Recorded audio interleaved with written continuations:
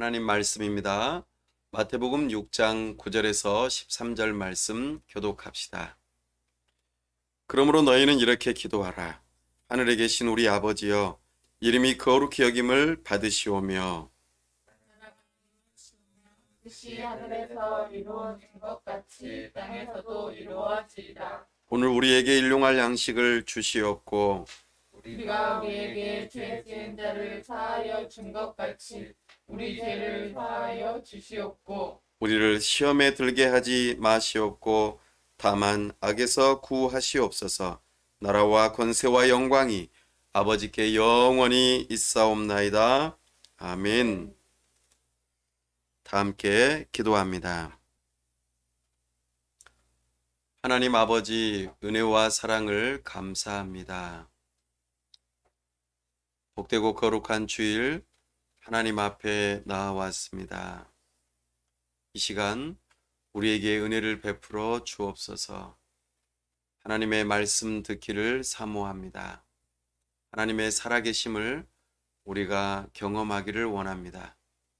참으로 하늘에 계신 하나님이 어떤 분이신지를 우리가 알 수 있도록 성령 하나님, 우리의 눈과 귀를 열어 주옵소서. 우리의 심령에 하나님을 아는 지식이 새겨질 수 있도록 은혜 베풀어 주시옵소서. 참으로 우리가 하나님을 알므로 기뻐하고 즐거워하고 경외하며 하나님을 향한 헌신을 이 시간 다짐하는 시간 되게 하여 주시옵소서. 하나님 아버지, 우리와 함께 하여 주시기를 원합니다. 우리에게 슈피랜드 학원 예배 초소를 허락하심을 감사합니다. 이곳에서 문영혼들을 구원하고 또한 함께 예배하는 초소가 될 수 있도록 이곳에 복을 주시고 우리 하나님께서 만날 만한 심령들을 보내주시고 붙여주셔서 하나님의 동역자들이 이곳에서 세워져 주님의 몸된 교회가 서가는 역사가 있도록 도와주시옵소서. 아버지 하나님께서 붙들어 주시기를 원합니다. 도와주시옵소서. 은혜 베풀어 주시옵소서.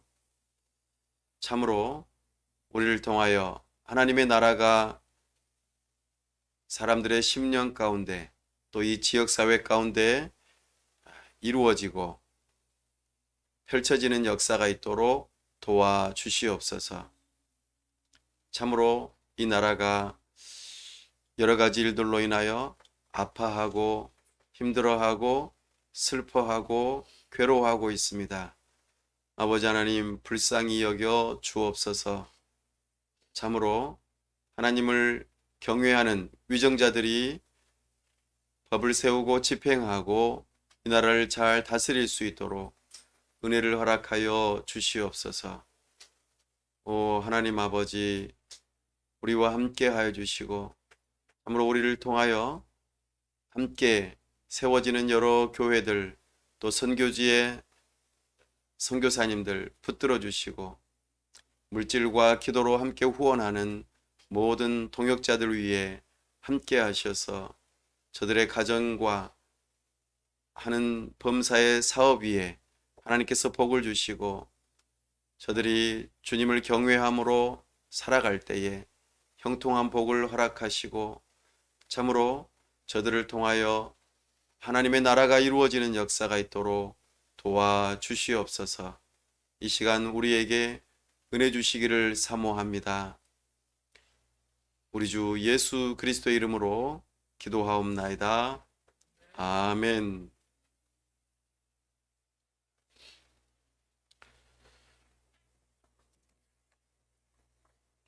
오늘은 기독교 제자도 핵심에 해당되는 주기도 세 번째 시간으로 하늘에 계신 하나님을 제목으로 주의 말씀을 선포합니다.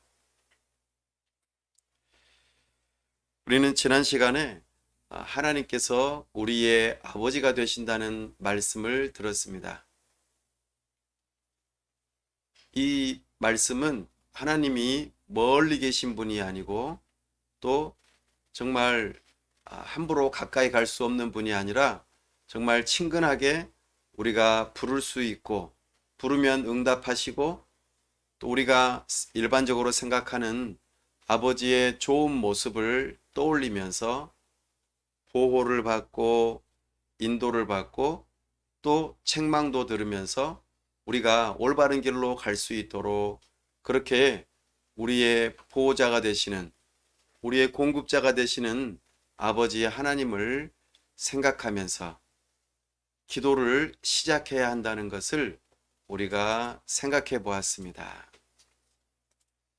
이렇게 하나님께서 우리의 아버지가 되신다 하는 이 말씀이 우리에게 큰 힘이 되죠. 그리고 친근합니다. 그러나 또 한 가지 하나님께서는 하늘에 계신 분이라는 것을 우리는 또한 기억해야 합니다. 하늘에 계신다. 하늘은 땅에서 멀리 있죠. 이렇게 또 표현을 하면은 하나님은 멀리 계시는 분처럼 느껴지기도 하고 지극히 높은 분으로 느껴지기도 합니다. 하늘과 땅 차이이다. 우리가 그런 표현을 쓰죠. 하나님은 우리의 아버지가 되셔서 언제든지 우리와 함께 하시는 하나님이기도 하시지만 지극히 높으신 분이라는 의미로 하늘에 계신 하나님을 우리가 생각하면서 기도할 필요도 있습니다. 하늘에 계신 하나님. 여러분들은 기도할 때에 하나님을 어떤 마음으로 부르고 계십니까? 하나님 아버지, 정말 친근한 하나님으로 생각할 수 있을 것입니다. 그런데 사람들은 하나님에 대해서 여러 가지 생각들을 가지고 있습니다. 사상적으로 무신론자들이 있습니다. 신이 없다. 하나님은 없다. 하나님은 죽었다. 나는 내가 원하는 대로 내 마음대로 할 거야. 기도하는 사람들은 마음이 약한 사람들이야. 기도하는 사람들은 정말 형편없이 무능한 사람들이야. 그러니까 뭔가 강력한 신을 만들어 놓고 거기에 의지하면서 살아갈 뿐이야. 그러니 신은 없어. 하나님은 없어. 그냥 기도할 필요도 없어. 그냥 내가 내 인생의 주인이고 내 주체성을 가지고 내가 원하는 대로 살면 되는 거야. 기도하는 것은 나약한 자의 태도일 뿐이야. 이렇게 생각하는 사람들입니다. 하나님이 없으니까 하나님께 기도할 필요도 없겠죠? 그리고 하나님께서 보고 계신다 이런 생각도 없을 거예요. 그렇겠죠?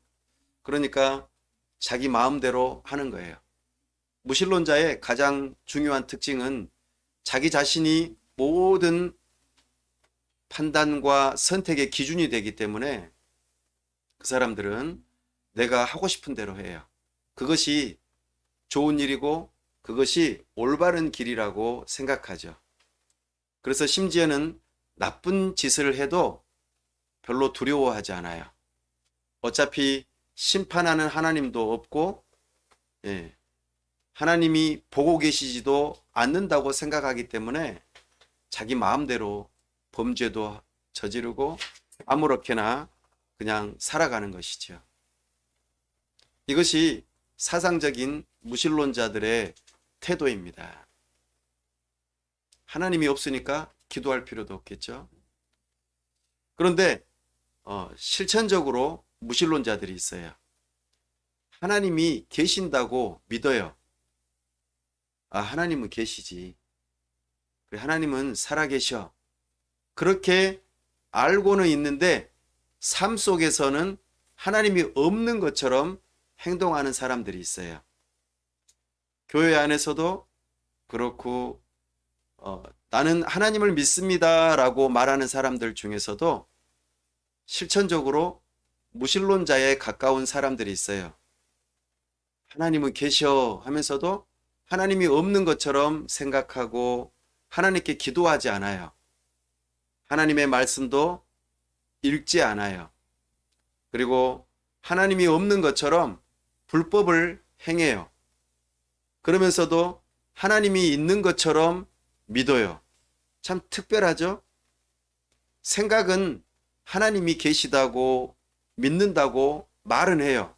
그러나 삶 속에서는 전혀 하나님하고는 상관없이 그냥 살아가는 그런 실천적인 무신론자들도 있어요. 여러분들은 어떤 부류에 해당됩니까? 나는 하나님이 없어 라고 생각하십니까? 아니면 하나님은 있다고 생각하지만 하나님이 없는 것처럼 그렇게 삶을 살아가십니까? 그리스도인이라면, 예수님의 제자라면 하나님께서는 살아계신다. 그리고 살아계신 하나님께서 지금 나를 불꽃과 같은 눈빛으로 지켜보고 계신다는 믿음을 가져야 돼요. 그리고 나와 함께 하신다는 것을 또한 믿어야 돼요. 예. 지금 하나님께서 나를 지켜보고 계실까요? 그걸 믿으십니까? 하나님은 살아계셔요. 나 하나님이 없는 것처럼 행동한다면 이것은 참된 제자가 아니겠죠? 하나님께서 나를 지금 지켜보고 계시고 내 마음속을 들여다보고 계셔요. 우리를 지으신 하나님께서 어찌 마음을 모르시겠어요? 여러분들의 마음은 지금 어디에 가 있어요? 하나님 앞에 나와 있습니까? 몸은 하나님 앞에 나온다고 했는데 마음은 다른 데 가 있어요. 저는 그래도 하나님께는 마음은 있어요. 하지만 하나님께 예배하러 나오지 않고 다른 데 놀러 가요. 그렇다면은 정말 살아계신 하나님을 믿는 사람이라고 말할 수 없을 것입니다. 우리는 살아계신 하나님께서 나와 함께 하시고 불꽃과 같은 눈빛으로 나를 지켜보고 계신다는 그 믿음을 가진다면 우리의 삶의 태도는 달라질 것입니다. 오늘 우리가 하늘에 계신 하나님, 그분이 살아계셔서 우리와 함께 하시고 우리를 지켜보시고 우리는 여기에서 이렇게 예배를 드리지만 믿음의 눈을 떠서 지금 하나님의 보좌 앞에서 우리가 있다는 그런 마음가짐을 가져야 돼요. 하나님의 보좌 앞은 어떤 곳이죠? 성경에서 말하는 하나님의 보좌는 어떤 것입니까? 천둥 번개가 치고 천군 천사들이 있고 그죠? 엄청나게 경외스러운 그 장소. 여러분 천둥 번개만 쳐도 어때요? 마음에 콩당콩당 뛰면서 무섭죠? 근데 하나님께서 임재하시는 그 자리가 엄청난 광풍이 불기도 하고 번개가 치기도 하고 천군 천사들이 지금 버티고 서 있고 거룩하다 거룩하다 거룩하다 곧 하나님의 진노와 심판이 있을 것과 같은 엄청난 그 자리 앞에서 우리는 어떤 자세로 예배를 해야 할까요? 꾸벅 꾸벅 꾸벅 졸면서 우리는 예배해야 할까요? 피곤하다. 이렇게 예배해야 할까요? 심심해. 심심해. 손가락을 어떻게 해야 될지 모르겠어. 하면서 예배를 해야 할까요? 우리가 하나님께서 하늘에 계신다는 그 마음가짐을 가진다면 우리의 예배의 태도는 어떻게 되어야 할까요? 한번 생각해 봅시다. 우리가 사람과 친해지려면 두 가지를 잘 알아야 됩니다. 이제 괄호 안에다 넣어야 돼요. 주보에 있는 괄호에다가 써서 넣어야 됩니다. 첫 번째, 사람하고 친해지려면은 무엇을 알아야 될까요? 어떻게 하면은 빨리 친해지죠? 사람이? 누군가와 친해지고 싶어요. 저는 친한 사람이 한 사람도 없는데요. 누군가 처음 만났어요, 사람을. 그러면은 빨리 가까워지려고 한다면은 어떤 상태가 되어야지 빨리 가까워지고 마음을 열 수 있을까요? 해본 적이 없는데요. 공통점을 찾아야 돼요. 공통점을 찾으면은 사람이 빨리 가까워질 수가 있어요. 공통점, 비슷한 점. 똑같은 말이에요. 공통점, 비슷한 점. 당신과 내가 남자로서 공통점이 있네요. 그죠? 당신과 내가 축구를 좋아해요. 그러면서 공통점이 있겠죠? 당신과 내가 나이가 비슷해요. 그죠? 아니면 나이가 달라도 언니, 동생, 형, 누나 이렇게 부르면서 친근감이 느껴지도록 관계를 빨리 형성하려고 하는 그런 태도를 취하면 악수를 한다든지 인사를 한다든지 이렇게 하면은 뭔가 공통점이 점점 더 생겨가면서 사람이 친해지기 시작해요. 고향이 어디세요? 고향이 같으면은 어이구 저도 거기에요 하면서 친해지는 거예요. 어디 학교를 나왔는지, 어떤 연예인을 좋아하는지, 어떤 음식을 좋아하는지, 어떤 스타일을 좋아하는지에 따라서 서로 공통점을 막 찾아가다 보면은 사람이 친해지게 되어 있어요. 마찬가지예요. 우리가 하나님을 가깝게 느끼려면은 어때요? 하나님을 우리 아버지라고 여기는 거예요. 내가 아버지에 대한 나쁜 기억이 있다면 그럼 친근하지 않겠죠? 그러나 아버지라고 하는 그 자체로서의 좋은 이미지를 내가 가지고 있다면 하나님은 아버지로서 정말 나의 보호자가 되시는구나. 나와 가까운 분이시구나. 내가 언제든지 부르면 오야 뭘 도와줄까? 이것 좀 도와주세요 라고 하면은 바로 도와줄 수 있는, 그쵸? 그런 아버지의 이미지를 가지고 하나님과 우리가 가까운 그런 비슷한 점들을 찾아낼 때에 우리는 하나님을 알게 되고 친근해지고 가까워질 수가 있어요. 사람과 사귀는 것과 비슷해요. 그런데 사람과 또 가까워질 수 있는 또 하나의 방법이 있어요. 그것은 공통점뿐만 아니라 차이점을 알 때에 우리는 사람과 가까워질 수 있어요. 너하고 나하고 다른 점이 인정되어지는 거예요. 차이점, 다른 점이라고도 말해요. 두 번째 괄호에 들어갈 말이에요. 너하고 나하고 다르지만 내가 그것을 인정하면은, 너하고 나하고 다른 점이 있지만 그것을 인정하면은 가까워질 수가 있어요. 너는 활달한 성격이구나. 나는 조용한 성격인데, 나는 조용하고 분위기가 굉장히 다운되는 사람인데 너는 활발하고 활기차구나.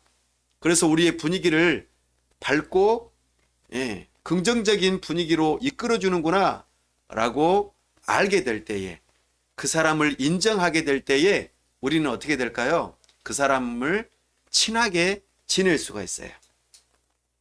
또 어떤 사람은 차분해요. 그래서 내가 두려운 일이 있고 또 힘든 일이 있을 때 그 사람에게 가서 나 이런 일이 있어. 그래서 자기의 어려움을 이야기할 때에 그 차분한 사람이 그 말을 잘 들어주고 또 좋은 조언을 해줄 수 있는 말들을 해주면 어때요? 그 사람을 또 나름대로 의지하면서 가까워지고 싶죠. 이렇게 서로 다른 면이 있어도 서로에게 도움이 되어진다고 여겨질 때에 우리는 친해질 수가 있어요. 저 사람은 운동을 잘해. 나는 운동을 못해. 하지만 저 사람이 운동을 잘해서 우리가 함께 한 팀이 돼서 승리를 한다면 우리는 어떨까요? 나는 운동을 잘 못해도 기분이 좋겠죠. 운동에서 승리를 했으니까 마치 내가 승리한 것처럼 기쁘고 즐거운 일이 발생하는 것이죠. 이처럼 서로 다른 면이 있어도 그 사람을 인정하고 그리고 함께 하려고 하는 마음이 들 때에는 우리에게는 서로 가까워질 수 있는 중요한 계기가 돼요. 이처럼 하나님과 우리 사이에도 다른 점이 있어요. 그것이 바로 하늘에 계신 하나님이라는 뜻이에요.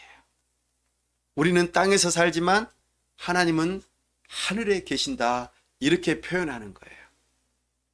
하늘에 계시다 하는 표현은 진짜로 하늘 높은 곳에 계신다, 이런 의미이기보다는 사람으로서의 한계를 뛰어넘는 초월적이신 분이다, 이런 의미를 담고 있어요.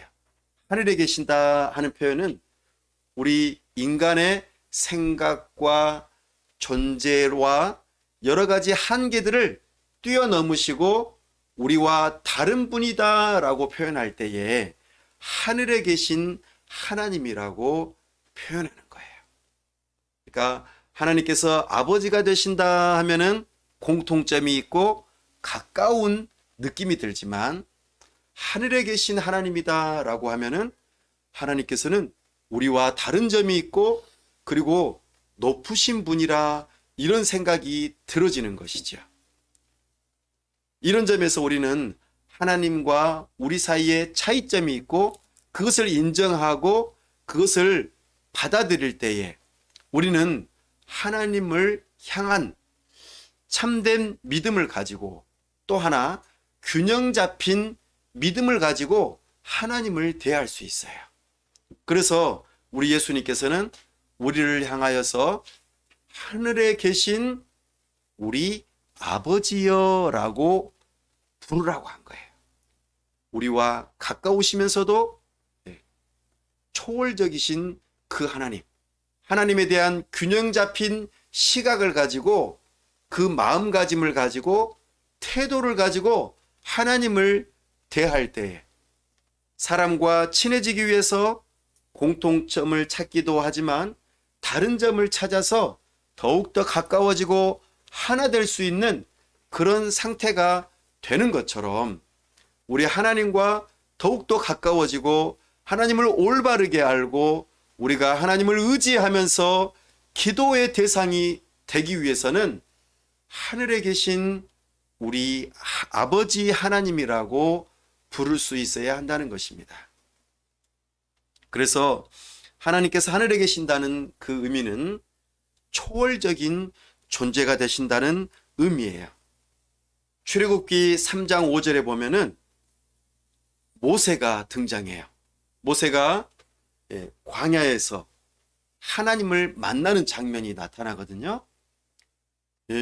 떨기나무라고 하는 광야에서 자라는 떨기나무가 한 그루가 있는데 거기에 불꽃이 확 타오르는 거예요. 여러분들 생각해 보세요. 나무에 불이 붙었어요. 그러면은 우와 신기하다 이렇게 생각할 수 있겠죠? 그런데 더 신기한 것은 나무가 불이 붙었는데 타지 않아요. 계속해서 빛이 나고 광채가 나면서 그 상태가 계속 유지가 돼요. 그러면 더 신기하겠죠? 그래서 궁금해서 모세가 앞으로 나아갔어요. 도대체 저게 뭐지? 내가 그동안 봐왔던 나무가 불타서 사그라들고 없어지는 그런 모습이 아니라 계속해서 빛이 비치고 상서로운 모습으로 그렇게 보이는 거예요. 그래서 앞으로 나아갔을 때에 갑자기 음성이 들렸어요. 모세야, 모세야, 내가 선 곳은 거룩한 곳이니 내 신을 벗으라. 신을 벗는다는 표현은 어떤 의미가 있죠? 우리가 여기 예배하기 위해서 여기 학원에 들어올 때에 어땠어요? 신발을 벗고 들어왔죠. 실내라고 하는 구별된 장소예요. 실외에서는 신발을 신지만 여기 실내에서는 발을 벗고 들어오는 곳으로 구별된 거예요. 하나님 앞에서는 신발을 벗는 것과 같이 구별된 장소로, 거룩한 장소로 우리가 그것을 경외하는 마음으로, 두렵고 떨리는 마음으로, 하나님을 사랑하는 마음으로 신발을 벗고 겸손하게 하나님 앞에 나아가는 태도를 취하라고 알려주시는 거예요. 내가 선 곳은 거룩한 곳이다. 우리가 하나님 앞에 나아간다 하는 이 표현은 하나님의 보좌 앞에 나아간다는 표현이에요. 그래서 우리는 하나님 앞에 예배하러 나올 때마다 우리의 마음의 신발을 벗고 하나님 앞에 겸손하게 나아간다는 마음을 가져야 해요. 이것이 성경에서 말하는 하늘에 계신 하나님을 찾는 태도예요. 요한계시록 4장 2절 말씀에서도 보면은 사도 요한이 갑자기 성령 안에 있을 때에 하나님의 보좌 앞으로 싹 옮겨가는 모습을 보여줘요. 분명 사도 요한은 그 자리에 반모섬에 갇혀 있음에도 불구하고 그 감옥에 갇혀 있고 유배지에 갇혀 있고 좋지 않은 환경에 있음에도 불구하고 갑자기 자리가 하나님의 보좌 앞에 있는 것처럼 보여지는 거예요. 내가 마치 하늘에 올라간 것처럼 하나님의 보좌가 쫙 펼쳐지는 거예요. 그런 영적인 눈이 띄어지고 하나님 앞에서 지금 예배하는 모습, 그런 모습으로 눈이 떠지는 거예요. 사랑하는 여러분, 여러분들의 영혼의 눈이 지금 떠 있습니까? 지금 하나님 보좌 앞에 여러분들이 앉아 있다고 믿겨지십니까?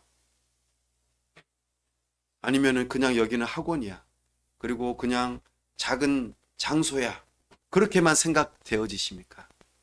우리는 우리의 믿음의 눈을 떠서 하나님의 보좌가 내 앞에 펼쳐져 있다. 이런 믿음을 가지시기 바랍니다. 그러려면은 우리는 성령 안에 있어야 돼요.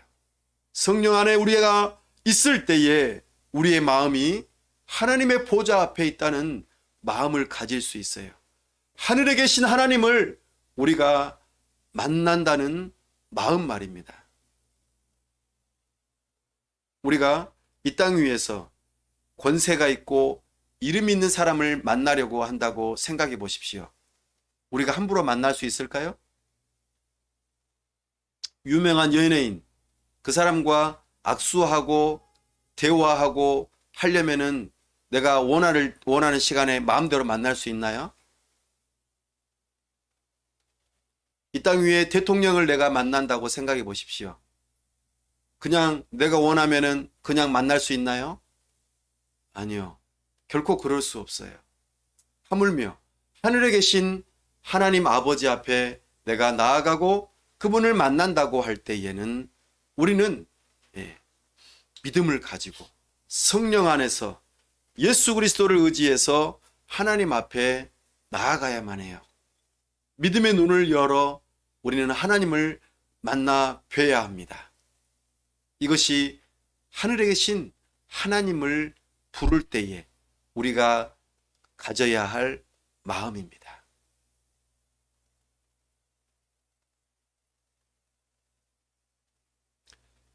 그 하나님께서 우리와 다른 분이구나. 이런 생각을 하고 그것을 인정하고 믿음으로 받아들일 때에 우리는 하나님과 더욱더 가까워지고 하나님께 기도할 수 있어요.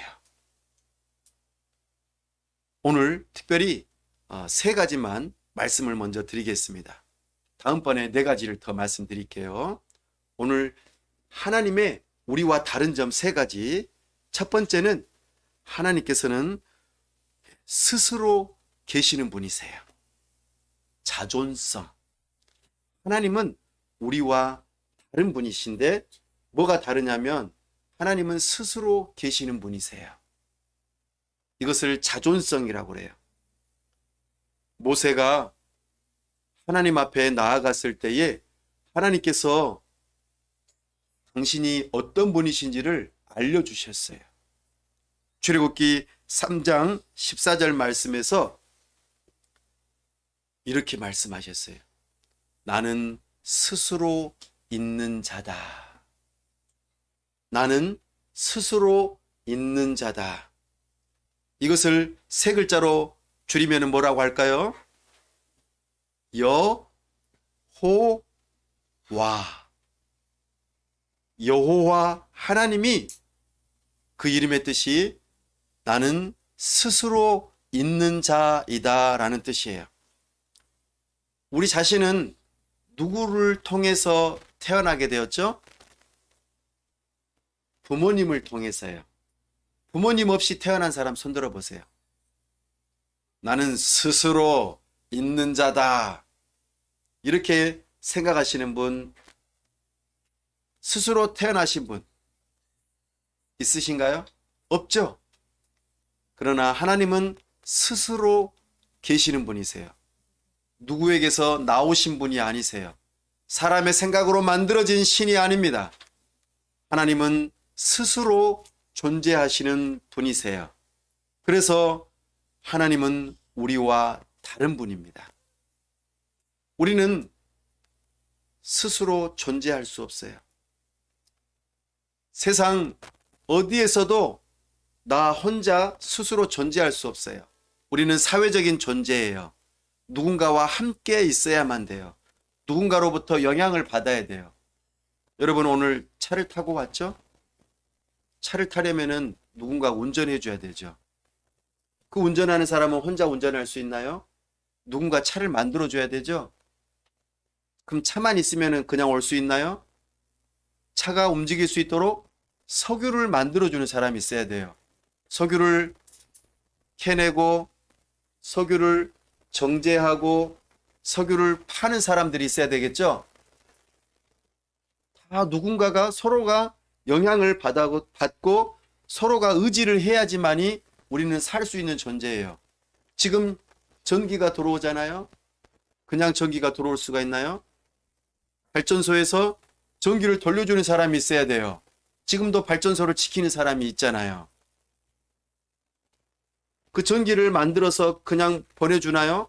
보내준 것이 전기가 우리가 쓸 수 있게 적합하게 전기를 바꾸어지는 변전소가 있어야 돼요. 그쵸? 그 변전소에서 지금 여기에 이렇게 전봇대를 타고 전기가 들어와요. 땅속으로 전기가 들어와요. 그냥 들어오나요? 전기선을 이미 깔아주신 분이 있어야 돼요. 그죠? 그 전기가 여기까지 들어오고 그러면 여기까지 전기가 들어오려면 어떻게 해야 돼요? 전기 공사하시는 분이 이 건물을 지을 때 전기 배선을 다 해줘야 돼요. 그래야지만 여기가 전기가 들어와요. 전기 배선만 하면 되나요? 이 전등, 조명 기구를 다 붙여주셔야 돼요. 스위치도 붙여주셔야 되고. 그래야만 우리가 이 전기를 쓸 수 있는 것처럼 우리는 서로 돕고 의존해야 되는 존재예요. 오늘 아침밥도 드셨죠? 밥을 그냥 먹을 수 있나요? 사랑하는 엄마가 밥을 해주셔야 돼요. 그죠? 반찬도 해주셔야 돼요. 근데 그 반찬이나 밥이 그냥 나오나요? 농부와 어부와 여러 사람들이 생산을 해야 되잖아요. 생산한 것을 누군가가 유통을 또 해줘야 되죠. 그것을 또 파는 사람도 있어야 돼요. 그것을 사려면 돈도 있어야 돼요. 여러 가지 모양들로 우리는 서로 의지하고 그것을 또 밥도 그냥 하나요? 밥솥을 또는 가스가 있어야 되고 전기가 있어야 돼요. 다 우리는 의존하는 존재들이에요. 그러나 하나님께서는 우리와 다르게 스스로 존재하시는 분이세요. 우리가 지금 여기 가지고 있는 모든 것들 다 하나님께로부터 온 거예요. 하나님께서 사람을 지으시고 이 세상을 지으시고 그리고 지으신 그 사람들에게 지혜를 주시고 능력을 주시고 여러 가지 모양들로 일하게 하시면서 오늘 우리에게 모든 필요들을 다 공급해 주시는 분이시죠. 그렇게 다르고 스스로 존재하시는 하나님 앞에 우리는 어떤 마음을 가져야 될까요? 경외심을 가져야 돼요. 그래서 우리는 적용을 할 수 있다면 뭐라고 써볼 수 있을까요? 우리가 경외하는 마음을 가지고 하나님 앞에 뭘 해야 돼요? 그래요. 예배하는 거예요. 우리는 하나님의 피조물이에요. 하나님께서 모든 것을 공급해 주셨기 때문에 그분이 누구인지를 안다면 겸손하게 하나님 앞에 고개를 숙여야 돼요. 예배라는 말은 절을 한다는 뜻이에요.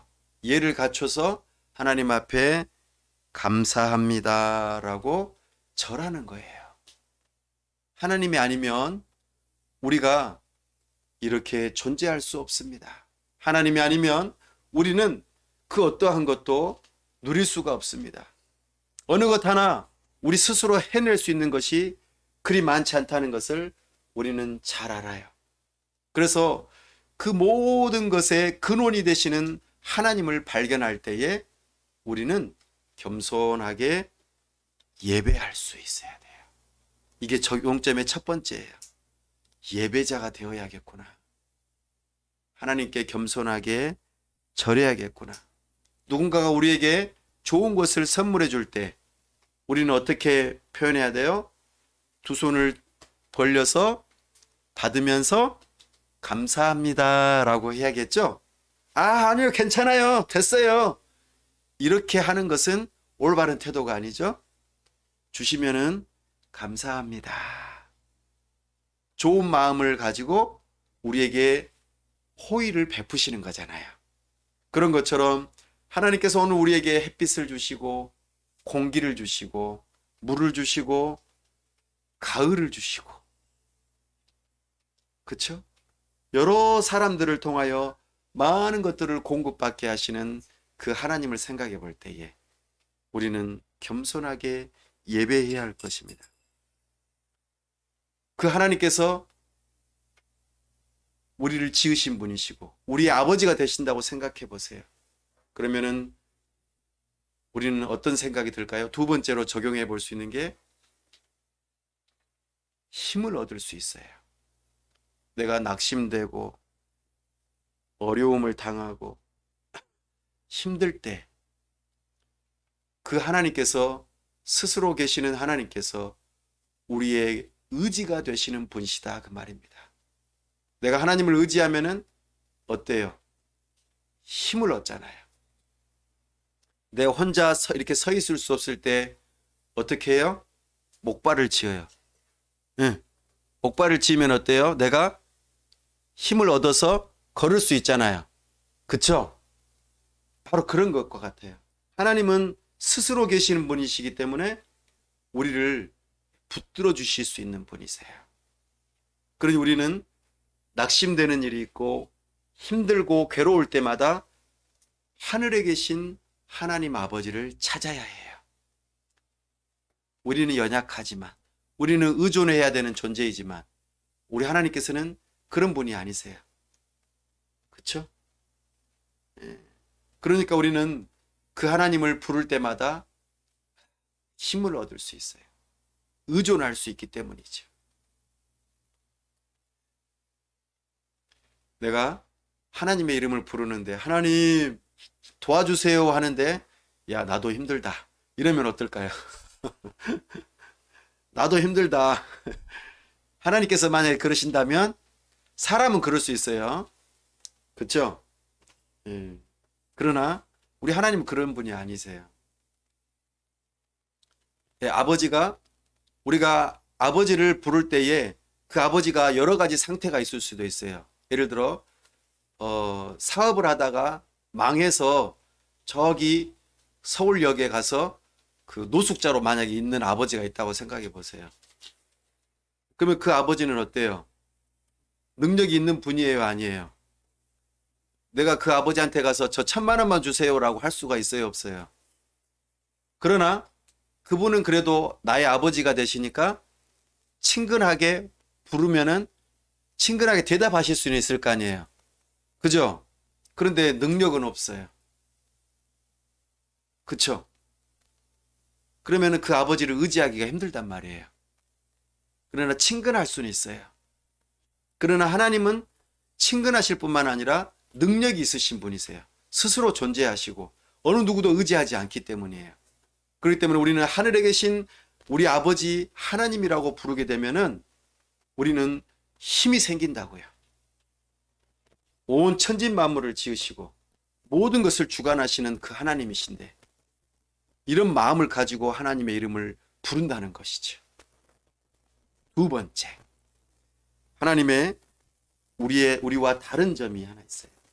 또 그 하나님은 충만하신 분이세요. 충만하다. 하나님은 부족한 것이 없으신 분이세요. 역대상 29장 10절에서 12절 말씀에 다윗은 하나님을 향하여서 모든 것이 하나님께로부터 왔다고 말해요.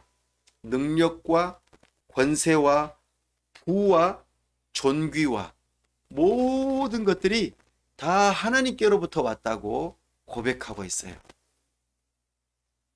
그리고 사도 바울은 로마서 11장 36절 말씀에서 모든 것이 하나님께로부터 왔다고 말해요.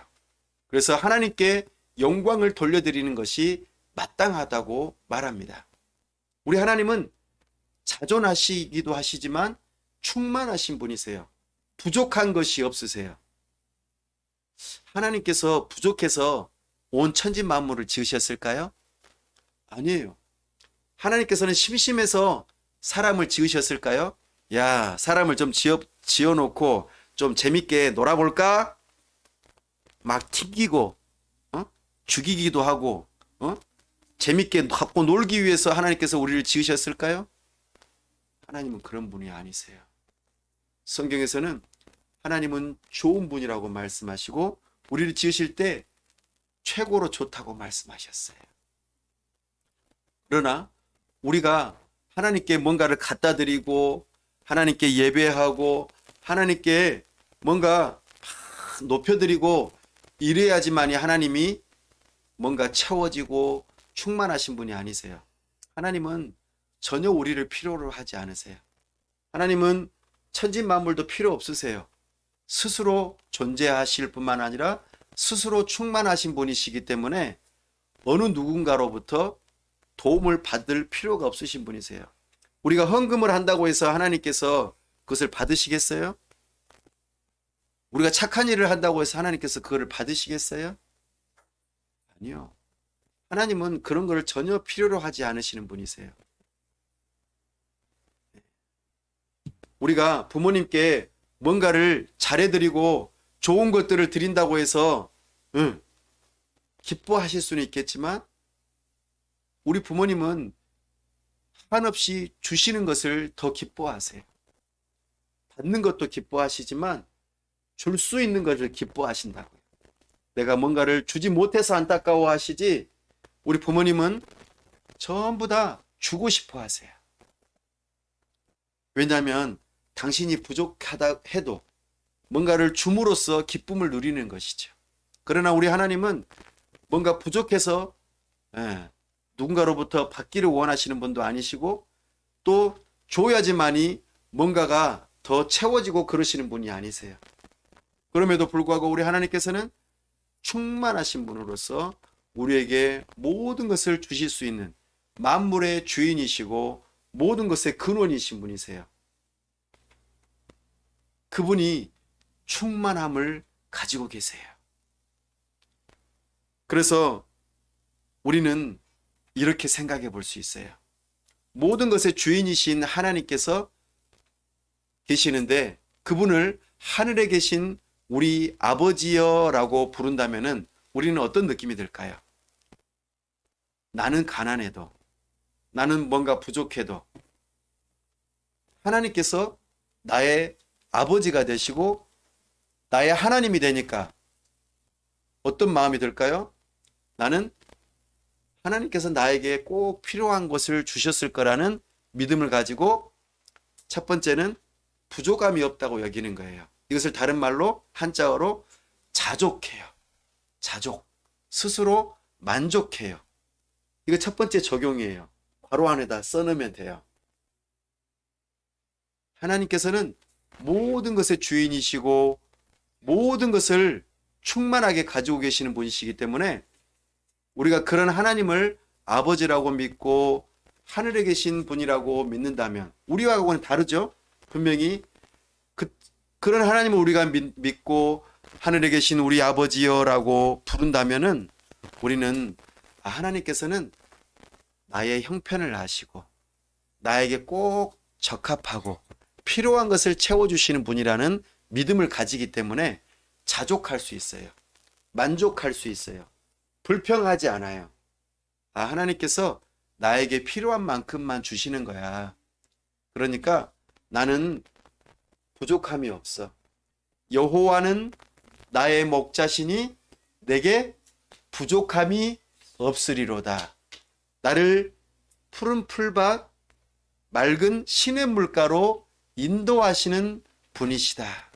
내가 사망의 음침한 골짜기를 지나가고 고통의 그 순간을 지나갈지라도 하나님께서는 나와 함께 하신다. 하나님 계시다면 어떻게 저에게 이런 일이 일어날 수 있습니까? 어떻게 제가 이렇게 죽을 만한 위기에 처할 수가 있습니까? 왜 제가 몸이 아플 수가 있습니까?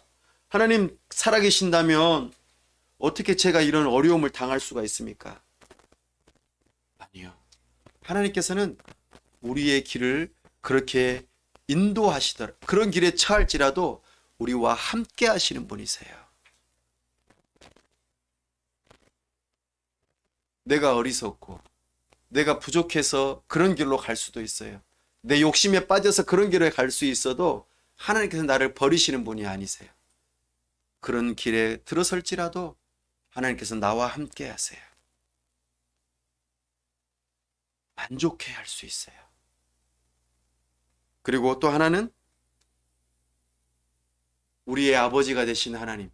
우리가 어떻게 하나님을 아빠 아버지라고 부를 수 있다고 지난번에 배웠죠? 하나님께서 우리의 아버지가 되실 수 있는 유일한 근거는 뭐예요? 예수님이 하나님의 독생자이시기 때문이에요. 우리가 예수님을 믿는 믿음을 가질 때에 우리는 하나님의 자녀가 되는 권세를 얻는다고 했어요. 예수님을 믿는 믿음으로 예수님과 연합될 때에 예수님께서 하나님을 아버지라고 부르는 것처럼 우리도 아버지라고 부를 수 있는 그 근거가 된다고 했어요. 이게 복음이에요. 그렇죠? 그러면 하나님을 아버지라고 부를 수 있는 양자의 영이 우리 안에 있으므로 하나님께서 가지고 계시는 모든 것을 다 우리에게 주신다 그 말이에요. 이것이 바로 자녀됨의 유산의 소망을 우리는 가질 수 있어요. 이게 두 번째 적용점이에요. 자녀로서 유산을 받을 수 있다는 소망 말이죠. 하나님께서는 자녀들에게 어떤 유산을 주시죠? 거룩함을 주세요. 생명을 주세요. 사랑을 주세요. 선함을 주세요. 의로움을 선물로 주셔요. 기쁨을 선물로 주세요. 우리 하나님께서 우리에게 주시는 놀라운 선물들이, 유산들이 엄청 많아요. 이것에 대한 소망을 가지는 거예요. 여러분들은 이런 소망이 있나요? 이것이 충만하신 하나님, 우리와는 다르신 그 하나님을 우리가 부를 때에 얻을 수 있는 놀라운 선물들이에요. 마지막으로 세 번째로 하나님께서 우리와 다른 것이 무엇이 있을까요? 바로 불변성이에요. 하나님은 변하지 않아요. 이게 우리와 하나님의 다른 점이에요. 봄, 여름, 가을, 겨울. 세상은 변하죠? 우리가 살고 있는 이 사회도 변해요. 시시각각 변해요. 여러분들도 변하죠? 점점 키가 크기도 하고 마음도 변하죠? 수시로 변해요. 기뻤다가 슬펐다가 즐거웠다가 괴로웠다가 이렇게 한다고 계획했다가 계획을 하나도 안 지키죠? 예, 계획을 안 지키는 것으로는 굉장히 신실한 것 같아요. 그죠? 계획한 것들이 늘 실패로 돌아가. 실패로 돌아가는 것에 대한 신실함이 있는 것 같아요, 우리는. 그러나 우리는 늘 변해요. 한다고 했다가 안 하고, 안 한다고 했다고 하고, 그죠? 그렇게 우리는 연약한 존재들이에요. 그러나 우리 주님께서는 변함이 없으세요. 모세는 시편 90편에서 변함이 없으신 그 하나님을 찬송해요. 요한계시록 22장에서도 22장 13절에서도 우리 주님을 가리켜 뭐라고 그래요? 알파와 오메가, 처음과 나중, 시작과 끝이라고 말해요. 처음부터 끝까지 다르지 않다 그렇게 말씀하세요. 마태복음 5장 18절에서는 뭐라고 하세요? 하나님의 말씀은 1.1획도 변함이 없다. 천지 만물은 다 변하는데 우리 주님의 말씀은 변하지 않는데요. 이 변하지 않으시는 하나님을 우리가 믿는 믿음으로 부를 때에 우리의 삶 가운데 어떤 점을 적용할 수 있을까요? 하나님은 변함이 없으세요. 하나님의 약속하신 것은 반드시 지키시는 분이세요. 약속을 잘 지키는 사람은 뭐가 올라간다고 그러죠? 신뢰도가 올라간다고 그러죠? 예, 국가도 마찬가지예요. 은행도 마찬가지예요. 전부 다 신뢰도, 신용도를 가지고 사람들을, 국가를, 여러 가지 기업들을 평가해요. 근데 하나님은 변함이 없으세요. 말씀하신 것은 반드시 지키시는 분이시죠. 그런 분을 하늘에 계신 우리 아버지 하나님이라고 우리가 부를 때에 우리는 하나님을 믿을 수 있어요. 근데 하나님이 야, 오늘은 기분이 나쁘다. 너 왜 이렇게 약속한 거 안 지키냐? 나 안 되겠어. 너 취소. 너 구원 취소. 이렇게 되면 어떻게 될까요? 하나님이 이랬다 저랬다 해버리면 어떻게 돼요? 세상의 신들은 그래요.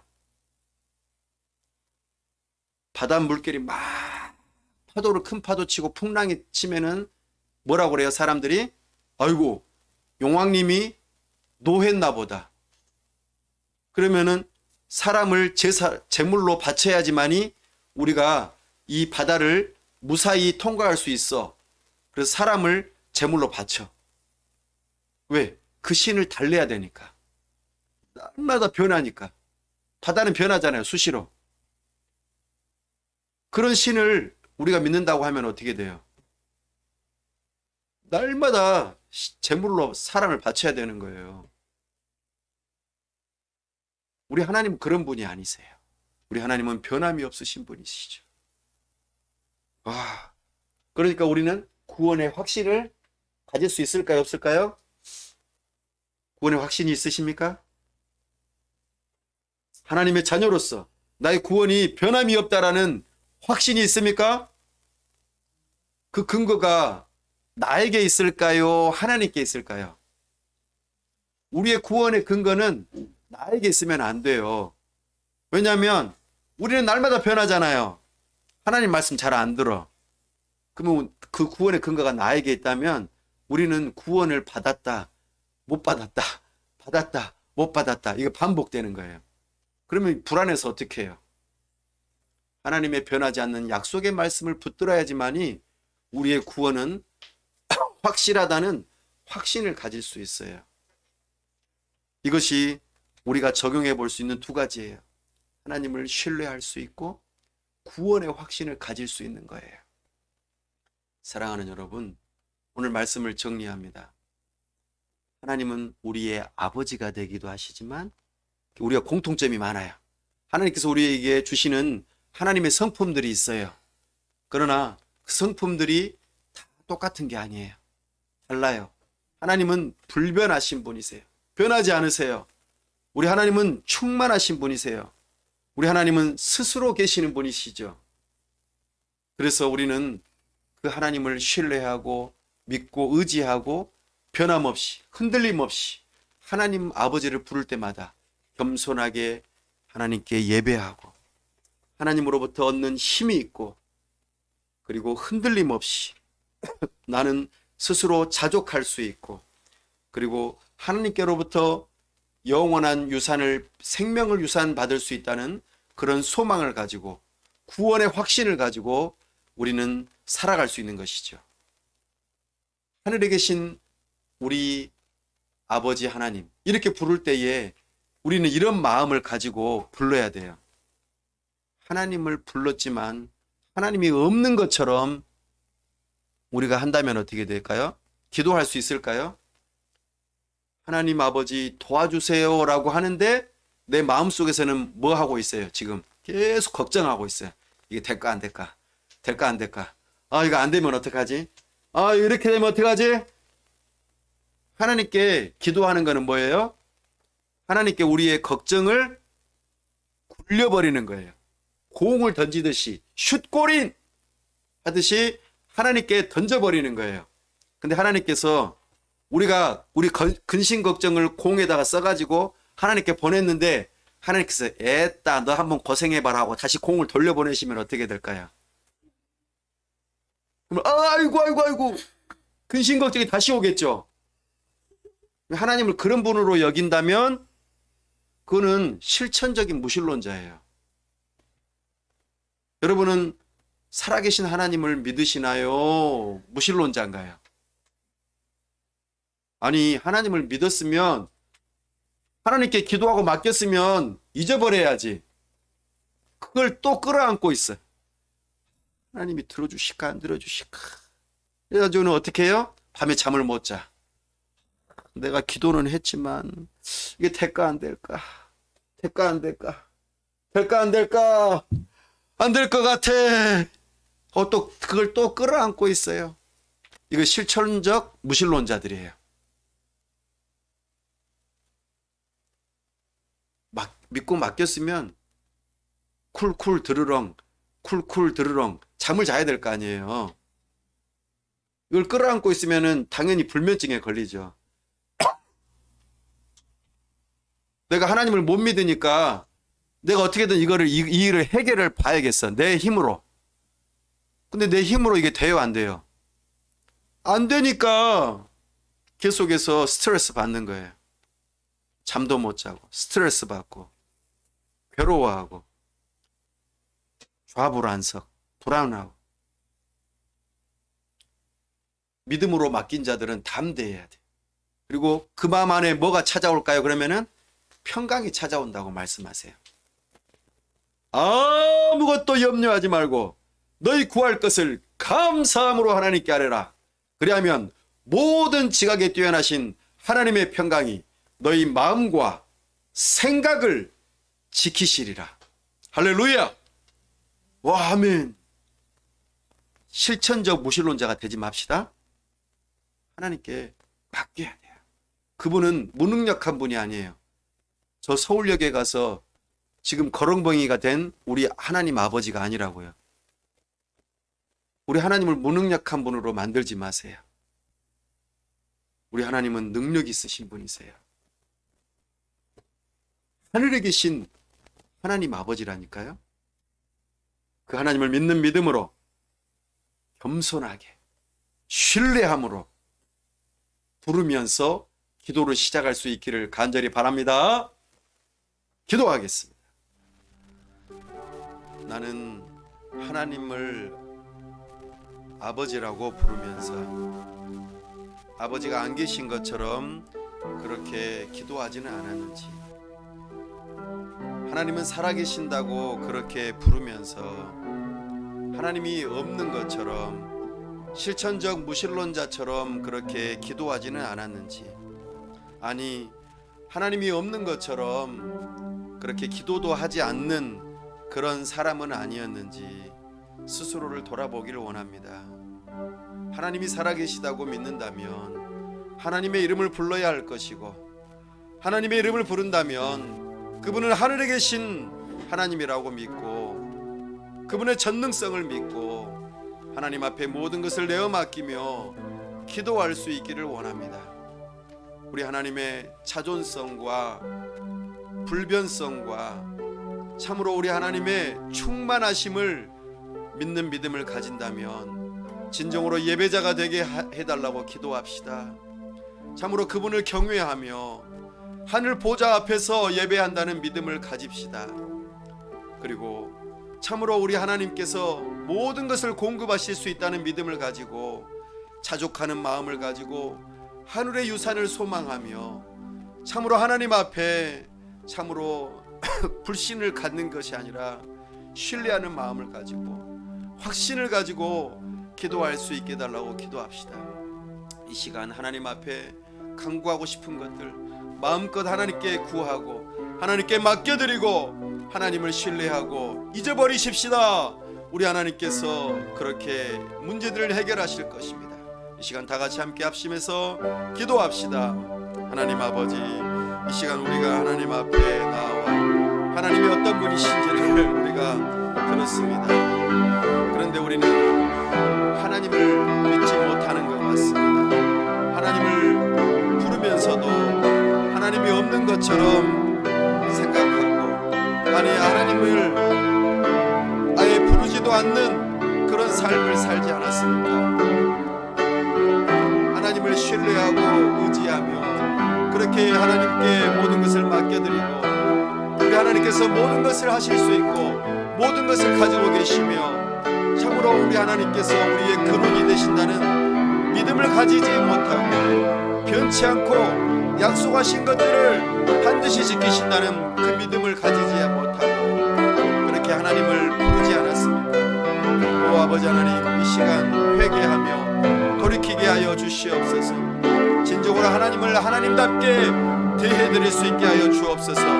진심으로 하나님을 경외하는 마음으로 예배하게 하여 주시고 진심으로 하나님을 믿는 믿음으로 모든 것을 맡겨드리고 하나님 앞에 겸손하게 의지하며 도움을 구하고 진정으로 자족해하며 하나님께 기뻐하고 즐거워하며 하나님께 영광을 돌려드리는 믿음의 삶이 될 수 있게 도와주시옵소서.